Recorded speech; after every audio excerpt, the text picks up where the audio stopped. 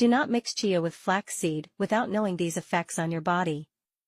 This combination is perfect if your goal is to reduce body fat. To start this recipe, you will need 2 tablespoons of flaxseed and 2 tablespoons of chia in a glass. For best results, it is advisable to activate them by letting them soak in water for an hour. Then, in a blender, add the already hydrated seeds and add a cup of almond milk. Blend for a few minutes. While blending, tell me in the comments from which country or city you see us and how much weight you expect to lose, to give you a very special greeting. I recommend you to moderate the consumption of this shake because it makes weight loss much easier. Drink only 1 glass a day before going to sleep.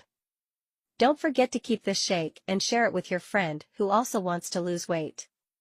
If you have watched the video up to this point, please comment on the health problems you have so I can provide you with a specific recipe for you. Thanks for your continued support.